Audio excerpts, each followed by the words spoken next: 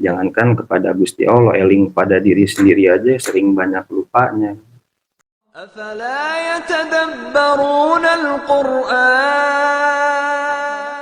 Saya memang berniat seperti itu. Mungkin kalau tingkatan sampai kita yang udah kita bahas itu tentang manfaat, niat, semangat, amanat, manfaat udah kita bahas, mungkin sampai nggak sampai lah kita harus merasakan itu. Ya pada puncaknya kan maunat, karomat, mujizat. Nah ini mempersiapkan ini. Nanti silakan rasakan masing-masing. Ini mujizat itu bukan bersifat yang tahayul. Sok rasakan. Karena Rasulullah, mujizat Rasulullah apa? Satu-satunya. Ya kalau kita mengaku umat Nabi, umat Rasulullah, pengikut, ya mungkin dengan yang wahwa itu berarti pengikut Nabi Sulaiman dengan kesaktian.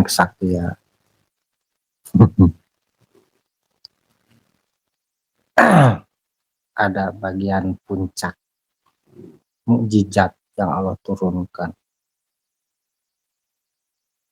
Mungkin orang sudah menyadari, semua orang sudah menyadari bahwa di zaman Nabi Musa mukjizat itu diperlihatkan, kelihatan seseorang itu ada kesaktiannya lah gitu. Mulai dari zaman Nabi Musa kan, Musa ada kaumnya yang menyaksikan. Musa, Nabi Isa, Daud dan Sulaiman sama Rasulullah tidak diperlihatkan. Diapain? Diperdengarkan. Ya. Nah, kalau Quran itu diperdengarkan oleh Jibril itu, Sayyidina Jibril ya dibacakan. Ya, Rasulullah mengikuti, Yatslu itu dibacakan dan mengikut, ada yang ngikutin. Kadarnya Yatslu itu dua orang yang sedang berkomunikasi, yang membacakan dan yang mengikuti bacaannya. Yatslu itu tulia atau tilawah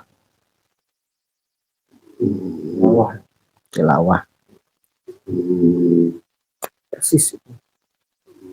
Di siang dapetnya gini, kiroat seseorang yang membaca Al-Quran untuk dirinya sendiri, tilawah orang yang membaca Quran tapi ada yang mendengarkan. Yang ketiga saya lupa. Nah yang keempat itu tadarus bersama-sama dengan satu kelompok. Dulu mungkin Sayyidina Jibril bertugas waktu zaman Nabi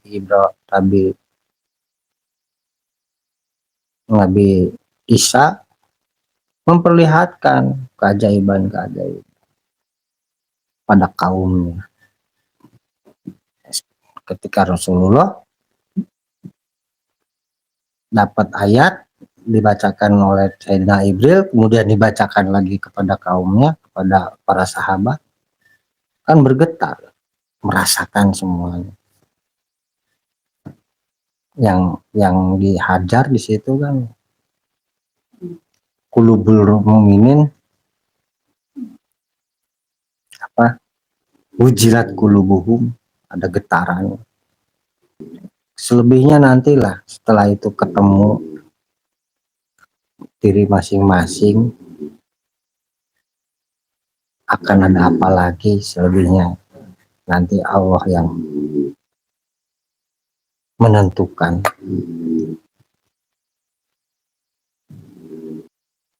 Sok apalagi kemarin saya terpotong ayatnya bahwa Al-Furqan yang mewanta bahwa amila sholihah, ada urutannya. Setelah itu, setelah bertobat itu jangan bersaksi palsu. Surat Al-Furqan. Bismillahirrahmanirrahim. Wa man taba wa amila sholihan fa innahu yatubu ila Allahi mataba. 2. Walladzina la yashhaduna Zuro. jura wa idza maru bil lagwi maru kiraman. 3. Walladzina idza dzukiru bi ayati rabbihim lam yakhiru alaihi summa wa umyanan. Terus lagi. 4. Walladzina yaquluna rabbana hab lana min azwajina wa dzurriyyatina qurrata a'yun. Nah, waj'alna lil muttaqina imama. Nah itu ada urutannya, langkahnya. Setelah tobat, wa man taba wa amila sholihan, setelah tobat itu kan di 71. Yeah. 72-nya langkahnya apa? Jangan bersaksi kan. Itu langkah-langkahnya. Diikutin itu. Tentang kemarin dosa perdosaan yang kita bahas tuh di sesi berapa? Yeah.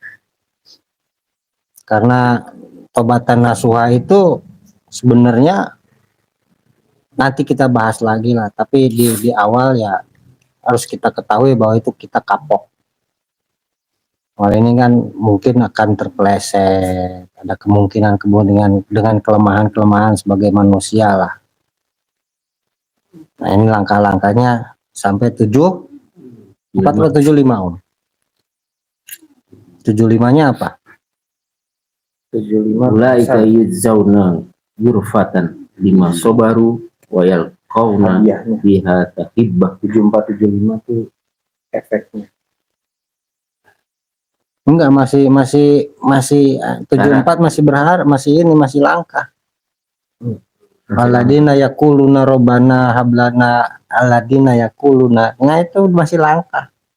Dia gak mau apa yang dilakukan dirinya itu dialami anak oleh keturunan.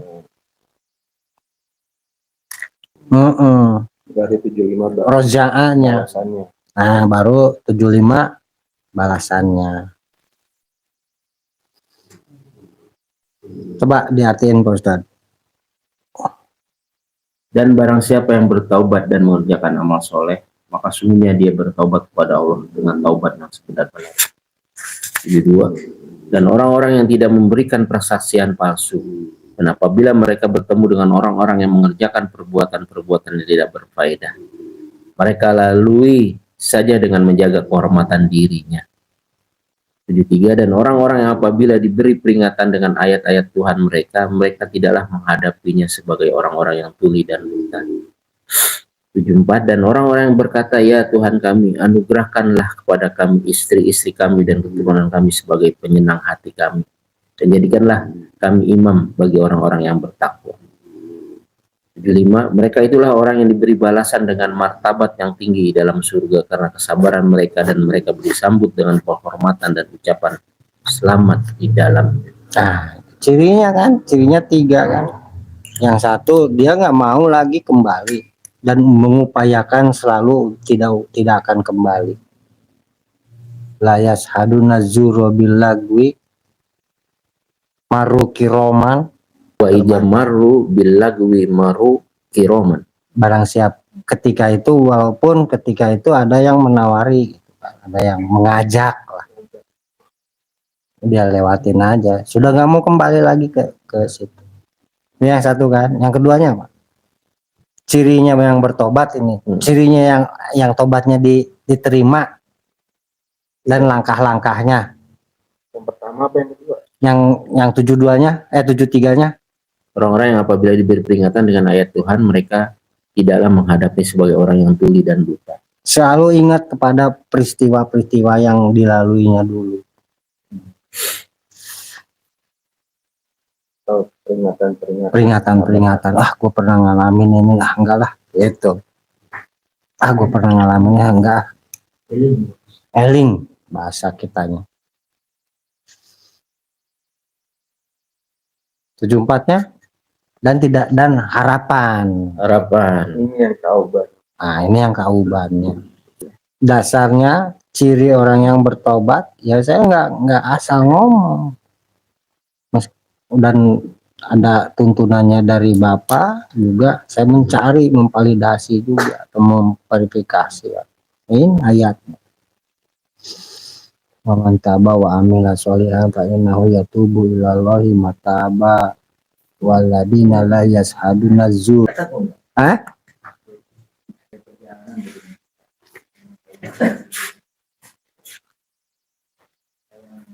Lintasannya selalu, wah ini gue pernah ngalamin ini, selalu ada ya.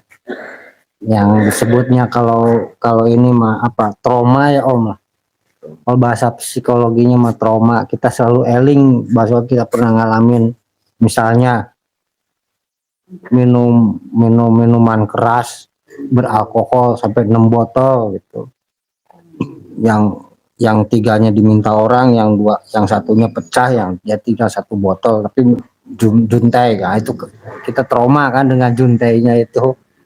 6 botol tapi diminum nama hiji tiluna di penta batur. Pengalaman apa, memori itu teringat, akan terlintas terus. Nah itu ya peringatan 74 sebagai baik yang di dalam maupun yang dari luar. Dari luar, baik yang kita ngelihat orang, baik terlintas terus. Gue udah pernah dipukulin gara-gara mabok gitu misalnya.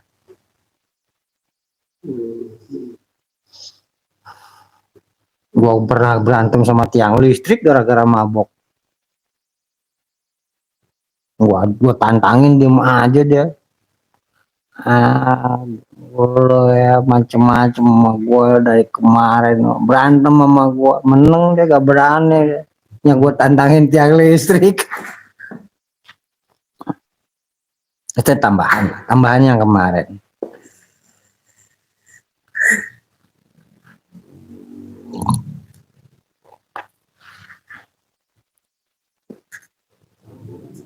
Melongpong kan, di situ ada melongpong jalan kata rogong. Cirinya dosa itu diampuni atau diterima, pengampunannya, tobat kita diampuni, diterima. Dosa diampuni, tobat kita diterima, maksudnya bahasanya. Karena kalau tobat nasuha itu kaitannya dengan dakwah, kaitannya dengan mengajak orang menuju kebaikan, seperti tobatan nasuha itu. Dan kita mungkin belum mampu lah ke sana. Ada kapoknya, ada nasuha itu nunnya itu tambahan, akar katanya soha, nanti dicari Om. Dan sudah jadi bahasa Indonesia nasuha itu nasihat.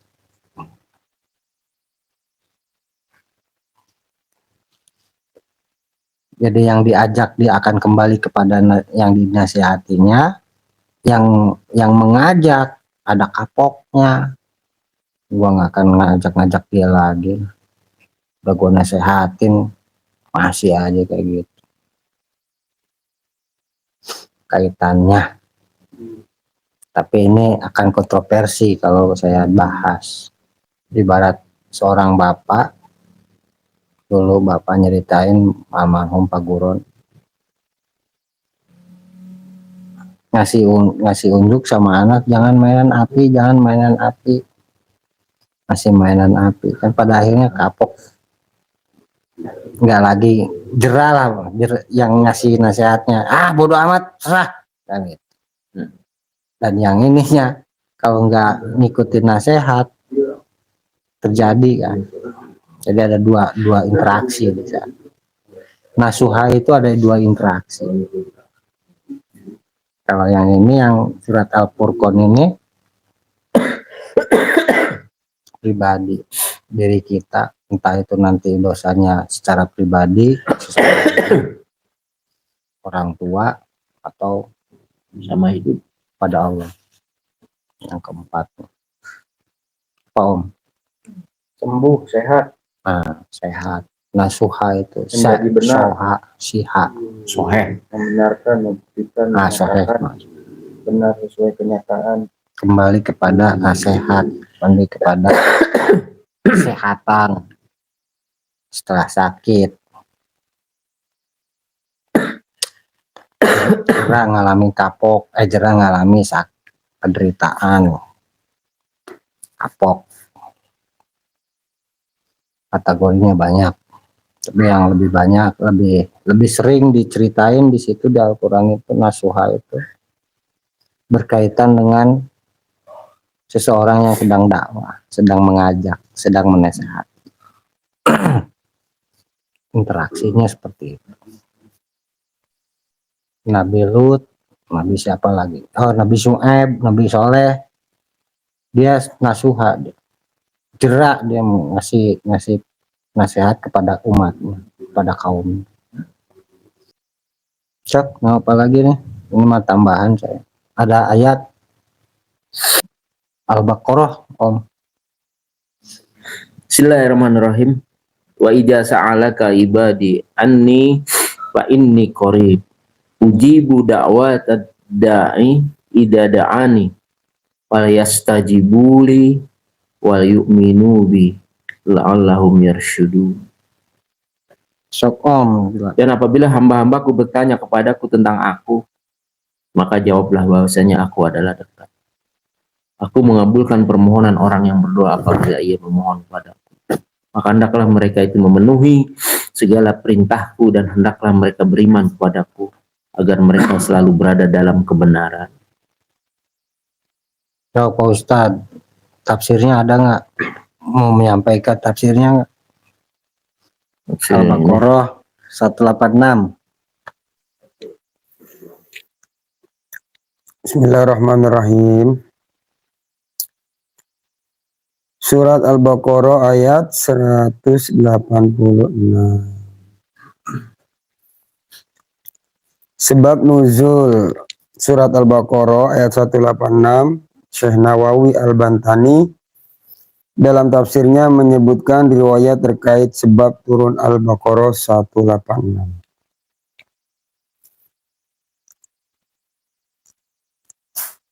Sebab turun ayat ini dikatakan suatu ketika orang Badui datang menemui Nabi Muhammad SAW dan berkata, apakah Tuhan kita dekat sehingga kita berdoa dengan lirih atau jauh sehingga kita berdoa dengan lantang? Kemudian Allah menurunkan ayat ini. Diuratkan dari Qatadah dan ulama lainnya bahwa sahabat pernah bertanya kepada Nabi, bagaimana kami berdoa kepada Tuhan kami wahai Nabiullah? Apakah dengan berbisik atau dengan memanggil lantang? Kemudian Allah menurunkan ayat ini.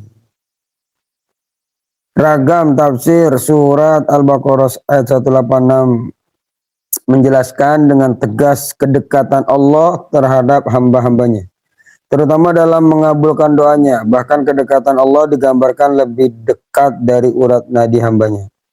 Namun maksud dari makna dekat tersebut bukan dekat dilihat dari tempatnya, melainkan dekat dalam mendengar dan mengabulkan doa hamba-hambanya. Abu Hayyan dalam tafsirnya menjelaskan sebagai berikut. Maksud dekat yang dinisbatkan kepada Allah bukanlah dekat dalam segi tempat. Yang dimaksud dekat di sini ialah ungkapan Allah yang mendengar doa hambanya, cepat dalam mengijabahi permintaan hamba yang meminta kepadanya. Perumpamaan mudahnya Allah dalam mengabulkan doa seperti yang dekat dari orang yang berdoa kepadanya. Karena kedekatan jarak tersebut Allah mengabulkan doanya. Ibnu Katsir dalam tafsirnya menyebutkan kisah yang bersumber dari riwayat Ahmad terkait ini. Imam Ahmad berkata, menceritakan kepadaku Abdul Wahab bin Abdul Majid Al-Thaqafi, menceritakan kepadaku Khalid Al-Hida dari Abu Uthman An-Nahdi dari Abu Musa Al-Asy'ari. Ia berkata, kami pernah bersama Rasulullah SAW di suatu peperangan dan kami tidak melalui suatu jalan. bukit ataupun menaiki lembah, kecuali kami akan melantangkan suara dengan membaca takbir. Abu Musa berkata, kemudian Nabi mendekat dan bersabda, wahai umat manusia, lirihkanlah suara kalian. Kalian tidak berdoa kepada zat yang tuli ataupun tidak ada. Sungguh kalian berdoa kepada zat yang maha mendengar dan maha melihat. Zat yang kalian berdoa kepadanya lebih dekat kepada kalian dari leher kendaraannya. Mana dua dalam ayat terkait mana dua pada di atas, Syekh Nawawi Al-Bantani menjelaskan adanya dua kemungkinan makna. Maksud dari doa di atas ialah taubat dari dosa yang dilakukan. Karena orang yang bertobat dari dosa berdoa kepada Allah ketika ia bertaubat. Adapun maksud dari mengabulkan doa ialah menerima taubat seorang hamba. Maksud dari doa ialah ibadah. Yang kedua, sebagaimana sabda Nabi, doa adalah ibadah. Syekh Nawawi juga menjelaskan makna lafal falastajibuli li wal yu'minu bi la'allahum yarsyudun. Maksudnya ialah perintah tunduk berserah diri kepada Allah dan beriman kepadanya dengan taat dan beribadah kepadanya. Sebab dengan hal tersebut seorang hamba dapat dikatakan memperoleh petunjuk untuk kemaslahatan agama dan dunianya. Wallahu a'lam. Bismillahirrahmanirrahim. Di ayat ini yang pertama bahwa beberapa pendahulu kita, baik guru kita, itu lebih condong menekankan bahwa dalam berdoa itu cukup dengan gerentes aja itu sudah cukup gitu. Kadang ditekankan seperti itu. Kalau secara dalil ya ini dalilnya gitu. Bahwa kita berdoa tuh nggak perlu, ya walaupun secara syariat banyaklah dijelaskan, tapi terkadang dengan berentes di dalam hati kita aja itu sudah cukup. Tapi yang harus kita cermatin di ayat ini bahwa yang kita sadarin juga lah dari setiap kejadian peristiwa yang pernah kita alamin, bahwa terkabulnya doa itu faktor utamanya adalah diri kita sendiri, terutama qoribnya gitu. Tadi udah dijelaskan berdasarkan asbabun nuzul perihal Gusti Allahnya. Justru dari kitanya sebagai hamba ini loh yang harus digarisbawahin dan ditebelin, bahwa tingkat kedekatan kita kepada Gusti Allah itulah yang jadi persyaratan paling utama kalau doa itu pengen diijabah. Apalagi kalau di sini kan instan, tidak ada jeda gitu, uji budakwat gitu kan itu. Karena sesuai yang kalau secara artinya yang di akhir itu udah jelas, mereka harus memenuhi, kita harus memenuhi segala perintahnya Gusti Allah, harus benar-benar percaya bulat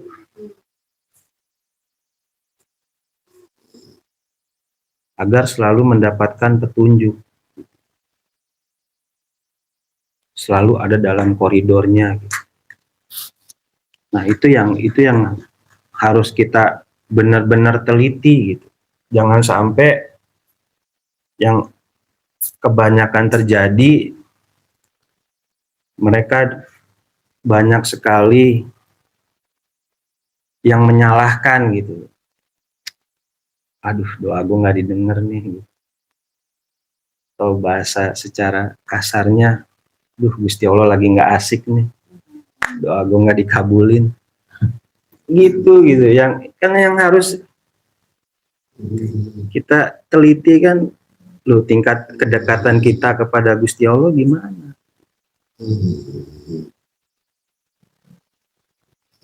Apakah tingkat keelingan kita benar-benar eling, sadar. Jangankan kepada Gusti Allah, eling pada diri sendiri aja sering banyak lupanya. Nah, itu yang patut kita garis bawahin. Jangan sampailah kita melupakan hal-hal yang sebenarnya urgensi gitu, tapi kita sepelein gitu, poin-poinnya. Karena tuntutan kan, keriuhan gitu, akhirnya banyak yang mengambil jalan pintas. Ya, alhamdulillah dengan ayat ini ya kita diingatkan gitu. Dan nggak terlalu inilah apa yang udah-udah kan, kalau berdasarkan penafsiran banyak yang akhirnya condongnya mempermasalahkan perihal kedekatan Gusti Allah. Ada di dalam diri. Sampai Gusti Allah menyatu dengan diri gitu. Sanjen Gusti Allah kejauhan, itunya dulu yang di bawahnya. Bener nggak kita memenuhi perintahnya? Nunut manut patuh nggak gitu? Karena kalau ditimbang-timbang kita lebih banyak permohonan. Karena loba kahayang kan, loba banyak keinginan, akhirnya banyak permohonan, banyak tuntutan, sehingga melupakan segala sesuatu yang sudah kita terima gitu, sudah kita nikmatin. Ya paling penjelasannya gitu aja, sederhana. Mungkin nanti lebih mendalamnya sama Om Irwan. Ya termasuk inilah gitu, proses yang sedang berlangsung. Bersyukur ayat yang dibaca ini tadi nyambung ke dengan Al-Furqan tadi kan, peringatan. Semoga kita termasuk orang-orang yang diberikan peringatan tapi tidak menyikapinya dengan buta dan tuli, atau dengan tadi ya benar, buta dan tuli, nggak mau merhatiin, nggak mau dengerin gitu. Sedangkan kita pengen menjadi golongan orang-orang yang diterima tobatnya. Syaratnya seperti itu kan. Ya, saling terkait. Ya mungkin itu aja yang bisa dijelaskan. Kurang lebihnya mohon maaf. Al-Baqarah 186.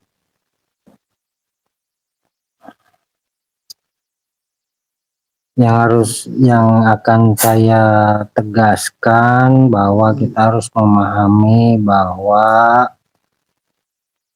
dalam setiap peristiwa dan kejadian ada yang instan dijawab, dan ada yang menunggu, delay. Itulah ujib itu instan. Nggak harus nunggu kapan, nggak harus nunggu lama, ya kan. Ujib itu langsung instan, tapi astajib itu ada waktu jedanya, akan aku jawab, kan gitu. Astajib ada tak di sana, astajib ada jedanya. Jadi harus kita pahami bahwa doa kita tuh semuanya nggak harus terjawab langsung gitu. Ada dua kemungkinan, yang bisa terjawab langsung dan yang dijeda, yang akan dijawab.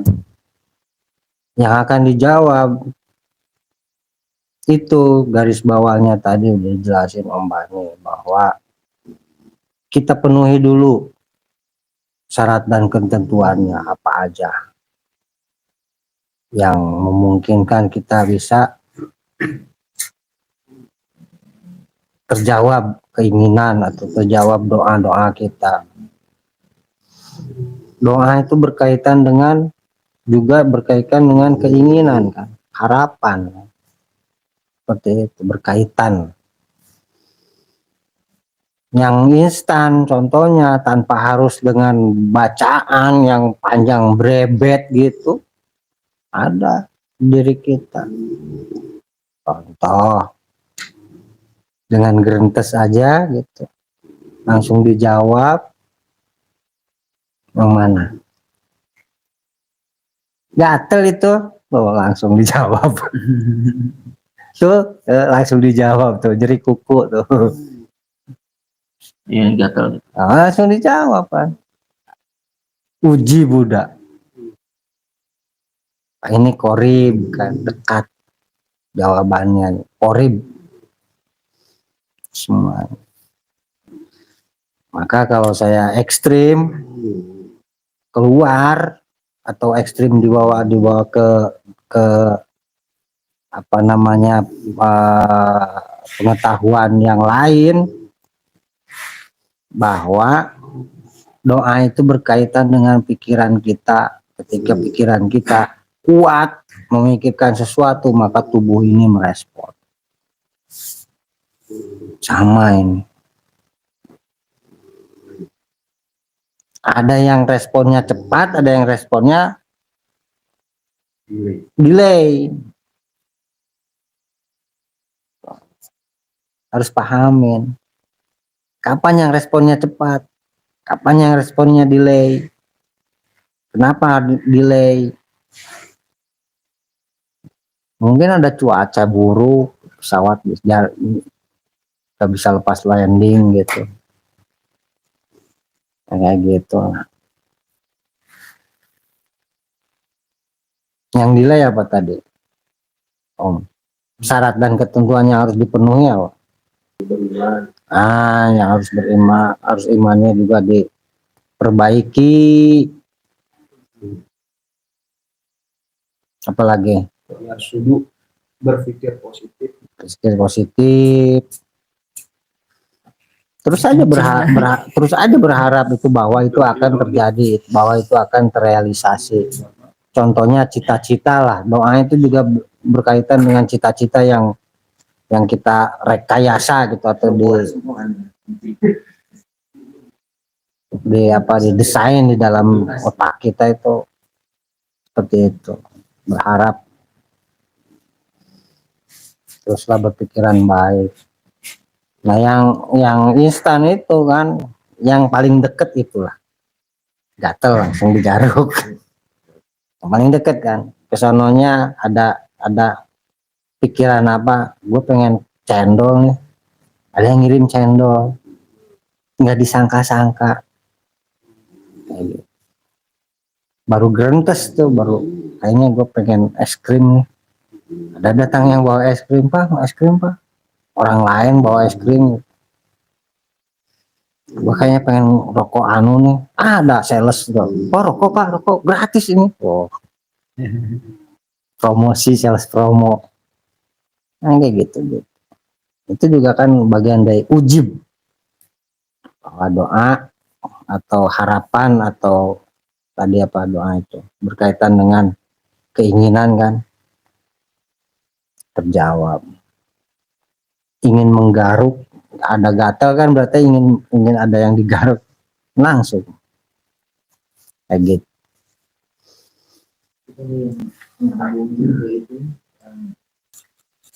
Menjaga dari pemahaman luar atau gimana? Bukan yang ada dari makanan.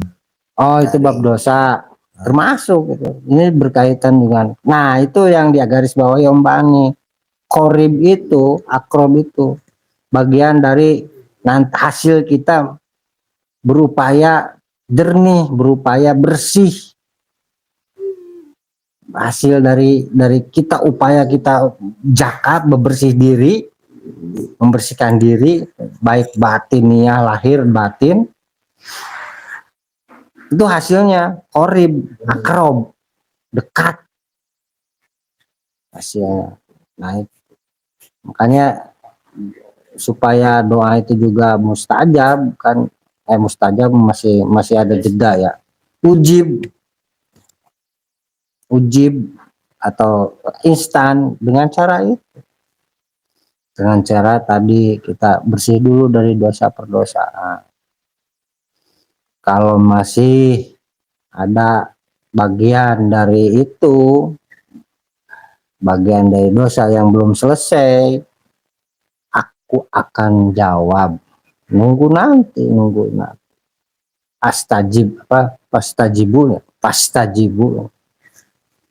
Pastajibu itu nanti. Selesaikan dulu ini syarat dan ketentuan.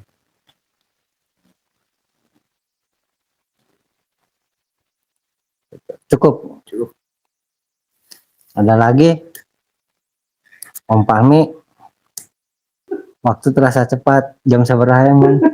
Mas, kita merasakan waktu bergulir dengan cepat. Itulah ciri-ciri kita sedang berada di jannah. Tapi kalau waktu itu bergulir terasa lama, ciri-cirinya kita sedang di jahanam. Sebagian kecil Allah perlihatkan di dunia ini. Karena waktunya di surga beda dengan waktunya di dunia. Hitungan dunia satu hari sama dengan berapa di surga? Ustaz yang tahu. Kecepatan cahaya. Ya itu sih jangan diaku lah. Tapi ya perlu ada galian atau kajiannya supaya kita itu tetap waspada. Orang yang sedang antrian di bank, di loket itu serasa 1 jam itu serasa 2 tahun. Nah itu kan jahanam itu. Masalah waktu ya, tentang waktu. Orang yang nunggu antrian di bank gitu, masa lama banget, udah gelisah, udah keluar beli es minum, keluar lagi beli makanan, balik masih belum dipanggil. Tersiksa, belum lagi mules ya. Oh bener. Ada yang jaga.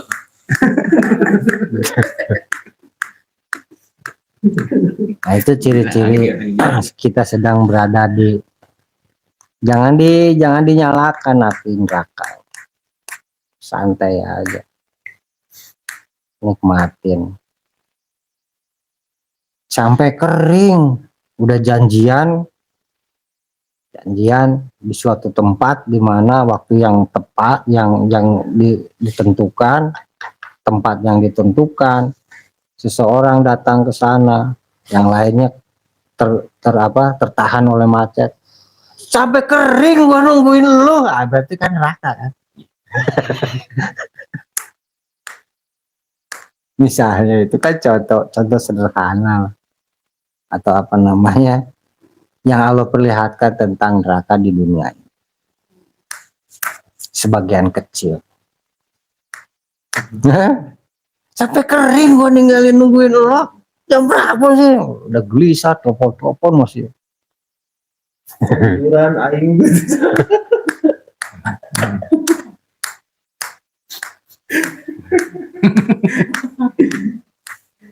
Jadi nyebrangnya kita itu ke rasa yang surga dan neraka itu ya tergantung sikap kita,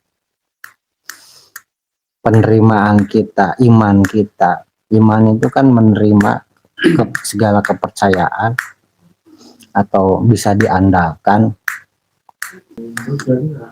Nah, kalau nolak kan berarti kan nolak keadaan yang berlaku pada saat itu, berarti kan Allah perlihatkan nerakanya sebagian kecil. sampai kering gue nungguin lo, dari mana sih, muternya di Pancoran Pak, terjebak macet. Maka sebenarnya waktu itu yang kita hidup sebenarnya waktu kita yang kita hidup, yang sejatinya, yang semurni-murninya cuma 1 hari ini. Maka manfaatin lah. Besok mah belum tentu kita ngalamin. Yang kemarin juga bukan pengalaman kita. Yang sudah berlalu gak bisa kita andal, gak bisa kita banggakan. Yang sedang berlalu, yang sudah berlalu gak bisa kita andalkan atau banggakan. Yang akan terjadi gak bisa kita andalkan, Dikit kaki. gak bisa, karena belum tentu kejadiannya. Set set set set set, wah jago silat juga nih kucing.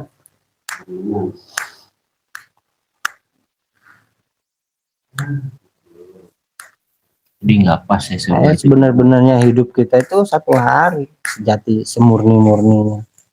Nah, wal asri, rugi hari itu.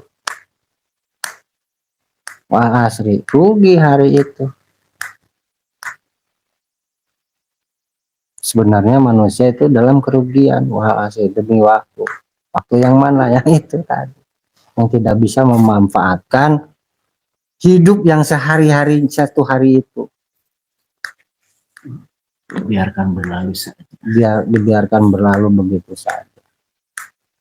Ada gitu. Innaladina amanu, kecuali orang yang beriman, yaitu yang menerima keadaan, menerima situasi, menerima apa segalanya, wa amilu sholihati, dan memperbaiki segala kerusakannya, wa tawasau bil haq, dan berusaha tepat menempatkan yang namanya adil, wa tawasau bisob, dan terus mempertahankan itu yang tiga. Wa tawasau bisob itu mempertahankan yang tiga, terus berusaha mempertahankan. Sober, sabar, apa namanya, ini menjadi kontroversi deh. Nggak pakai aturan, nggak pakai aturan, tak ini terjemahanmu, bukan terjemahan, ini konversi, bukan tafsir. Tafsir sudah ada tahlinya para tafsir. Ini memang mengkonversi skala ayat itu kepada diri kita pribadi, skala kecil, alam yang kecil, alam sugro, sugro, diri kita masing-masing. Kalau tafsir mah ya kita setuju lah dengan, dan itu juga menafsirkan ayat, satu ayat per ayat itu biayanya luar biasa, triliunan, saudara-saudara. Jangan digagu-gagu, sudah biarkan. Tinggal bagaimana para kepandaian para ulama atau para kiai, para sesepuh untuk menjelaskan kepada umat, karena itu tanggung jawab, mencerdaskan umat itu tanggung jawab para ulama, tanggung jawab para sesepuh, kiai, ajengan, para ustadz. Asr itu kan waktu yang singkat.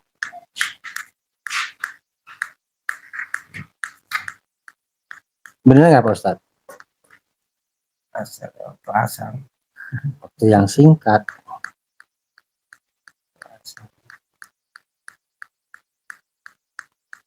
Di antara waktu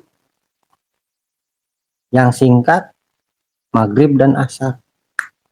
Asar dan maghrib. Dan yang harus kita perhatikan perubahannya.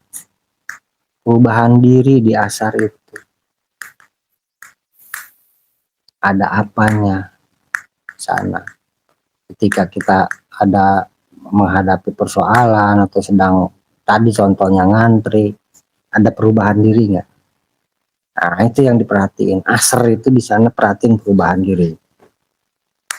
Apakah tiba-tiba melonjak-lonjak emosi atau apa?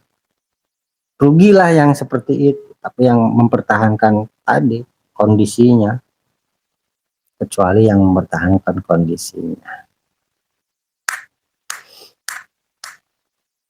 Kalau di Sunda itu waktu yang berbahaya itu dari asar ke maghrib, sampai isya di antara. Disebutnya sanekala. Asar yang hampir condong ke maghrib ya, udah mau menjelang. Kalau apa Kemerahan. maka hari kemerahan. Nah itu disebutnya sanekala. Sandekala bukan, karena orang Sunda itu sering begitu, sambal aja jadi samol, jambal roti jamal roti, Bandung mereka mana ke Bandung begitu. Orang Sunda biasa lidahnya begitu, lidahnya cepat gitu. Tidak secara apa namanya, kalau teknik nyanyi itu apa Om, disebutnya pengucapan yang jelas itu teknik nyanyi apa, artikulasinya nggak diperhatiin orang Sunda itu, banyak kan pakai teknik Arab, ada idgham bila guna kata macam, nun ketemu D jadi Bandung, te Bandung te mereka mana Bandung pakai teknik Arab gitu. Sandekala sebetulnya bukan sanekala. Sande itu sandi, tanda-tanda, gambaran, kala waktu, ada tanda waktu yang berbahaya di sana, perubahan. Sandi itu kode, kala itu waktu. Kade sanekala barudak asup Bandung jeung naon emang teh sama yang naon deh jambal roti harusnya kan mim ketemu ba. Itu teknik apa Pak Ustadz disebutnya? Degung gitu apa? Tajwid. Pakai tajwid, orang Sunda itu udah terbiasa dengan tajwid, maka seharusnya seharusnya baca Quran tuh udah fasih sekali, karena sudah terlatih lidahnya dengan itu, dengan idgham, dengan ikhfa dan iqlab. Nah di Jawa sama, sudah pakai teknik tajwid juga. Ketika ketemu ba pasti pakai selalu ditambahin mim duluan. Bandung, Bogor. Sudah tertanam di jiwa kita tuh, teknik-teknik Al-Quran itu sudah tertanam, sudah memasyarakat Bandung gitu. Jadi tadi apa surat Al-Asri ya, hidup kita tuh cuman sejatinya cuman sehari, besok tuh bukan punya kita, masih rahasia. Dan yang kemarin bukan punya kita, nggak bisa dibanggakan. Yang punya kita tuh yang hari ini. Apakah kita masih terjaga? Disebutnya terjaga itu apa? Pak Ustadz bahasa itunya, bahasa Al-Qur'annya. Takwa terjaga itu. Terlindungi, terjaga, terpelihara, terurus, takwa. Kalau pengen tahu tentang takwa, kitabnya Allah turunkan, ada kitabnya. Ada yang tahu? Kitabnya, kitab takwa, tuntunan takwa. Ada yang tahu? Halo? Saking banyaknya gue berkeliling begini ngeliat. Al-Baqarah. Coba baca dari awal. Alif lam mim dzalika kitabul la raiba fihi hudalil muttaqin. Ya. Dzalika kitab. Kitab takwa itu Al-Baqarah. Tuntunan takwa agar kita terjaga dari hal-hal yang tidak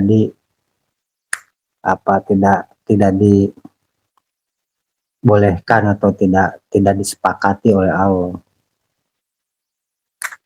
Apalagi setiap ayat setiap surat yang awalannya apa disebutnya?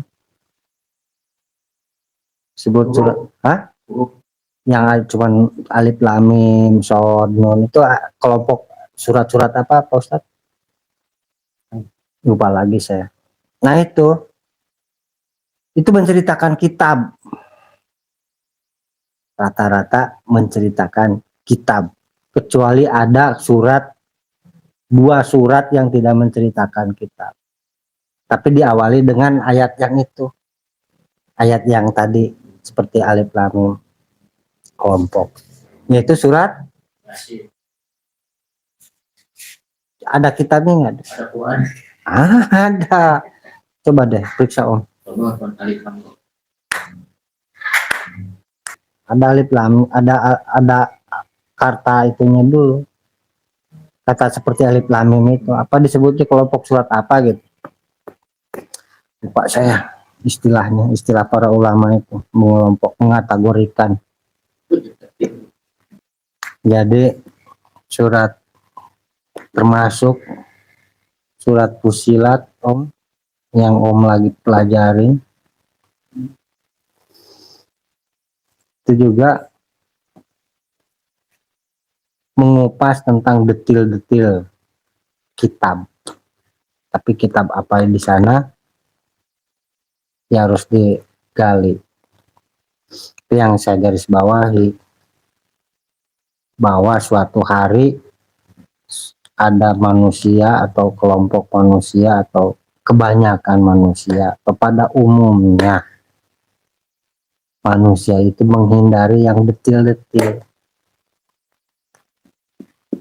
Aku nggak mau detilnya, 5 mateng aja udah.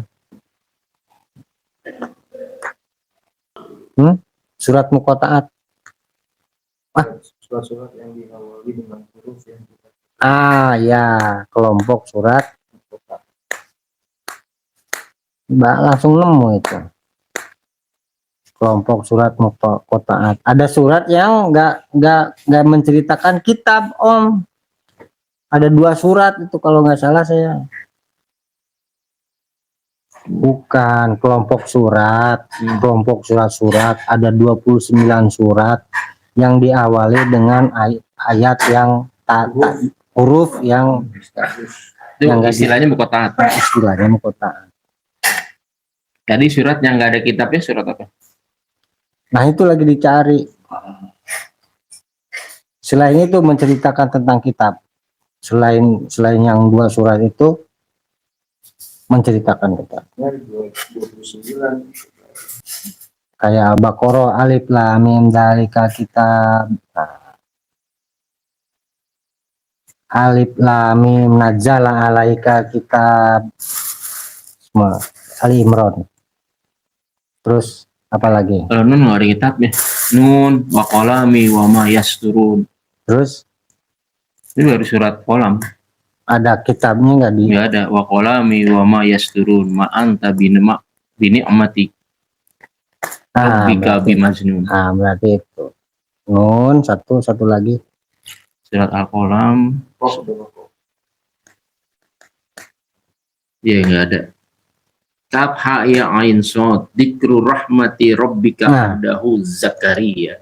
Nun sama Maryam. Kolam Al-Qalam. Tadi nun. Surat Kolam. Kolam sama Maryam kan tidak menceritakan Kita. tapi menceritakan peristiwa dan kejadian. Peristiwa dan kejadian yang menyangkut tentang nikmat-nikmat dan apa Rahmat di sini. kebalikan nikmat apa? Ajab. Jadi tuntunan takwa itu ada di Al-Baqarah. Coba Ali Imran, najalaika kitab bil haq musaddiq validasi, kitab memvalidasi bagaimana cara kita memvalidasi. Nazzala alaikal kitaba bil haqqi musaddiqan lima baina yaday. Musaddiq. Ayat 3. Bagaimana kita menjadi orang yang sidik ada di Imran nanti. Ali Ya. Imran. Ada 29 surat ya Om. Nah itu di breakdown Om. Berarti kita punya 29 tuntun kitab. Mau kuning, hijau, kan? Kalau yang kitab doang dari 29 berarti 26. 27. Om di breakdown sama Om Bani pelajarin lagi, cermati, teliti, dikaji lebih dalam. Kita bareng-bareng sambil mensinkronisasi kitab kuning nanti. Kitab apa? Tuntunan Papakem Rasa Tunggal. Ali Imran itu bagaimana kita memvalidasi musodik. Sekalipun itu judulnya keluarga Imran. Meskipun keluarga Imran. Ada loh keluarga yang kayak gitu. Tuntunannya kita memvalidasi seperti itu. Jangan sampai kita ada di sana diceritakan Bani Israel yang menyimpang, yang bertolak belakang dengan hukum-hukum Allah. Jadi sebenarnya tidak perlu artikulasi yang fasih, orang akan paham karena bahasa rasa kan. Tapi kalau kita secara ilmu linguistik, ain dengan nga itu bersaudara. Ini mah nga mah dengan apa namanya artikulasi Samsekerta, ya artikulasi Arabik. Ain itu Arabik. Kalau ini Sangsekerta, Hanacaraka data sawal pada jayanga magabatanga, pada jayanya magabagatanga. Ya, ketemu Maryam dan Orang. Lam. Udah, kos ah. Kita makan.